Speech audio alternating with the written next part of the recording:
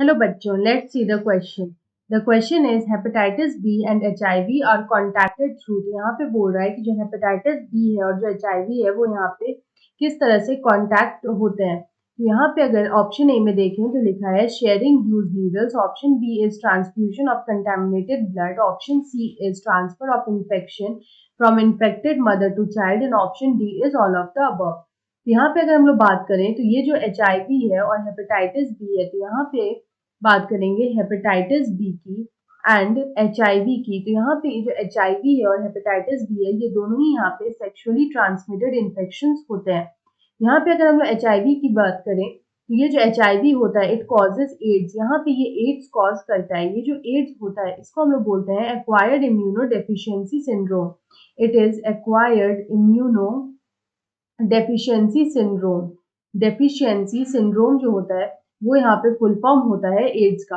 तो ads is यहाँ पे कॉज्ड बाय एचआईवी। तो यहाँ पे इसमें होता क्या है, एड्स में क्या होता है कि जब यहाँ पे एचआईवी इसको इन्फेक्ट करता है, एचआईवी से जब ये इन्फेक्ट होता है तो यहाँ पे ये क्या करता है कि जो टी हेल्पर सेल्स होते हैं, यहाँ पे जो टी हेल्पर सेल्स होते हैं उनका काउंट ये रिड्यूस कर देता है। उनका काउंट ये रिड्यूस कर देता है। एज अ रिजल्ट क्या होता है कि वीक इम्यूनिटी हो जाती है।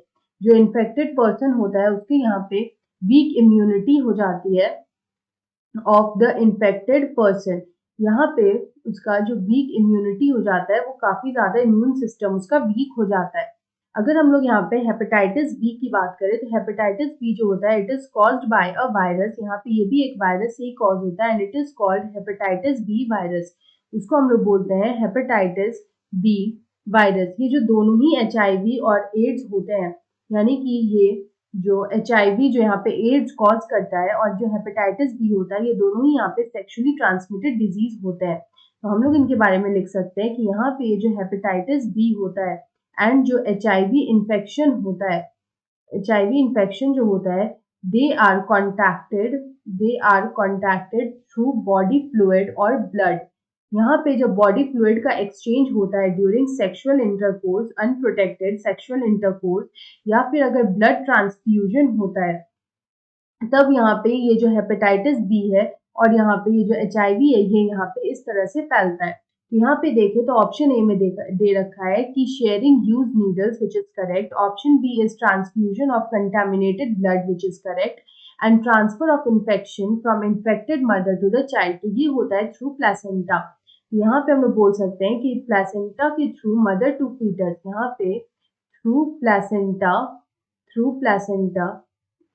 infection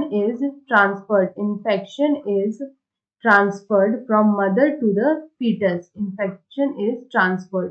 यहाँ पे इस तरह से जो इन्फेक्शन है वो यहाँ पे ट्रांसफर होता है। तो यहाँ पे अगर हम इस क्वेश्चन का करेक्ट आंसर देखें तो ये सारी ही मेथड से यहाँ पे इन्फेक्शन ट्रांसफर हो सकता है। सो ऑप्शन डी में दे रखा है all of the above. So option D is the right answer.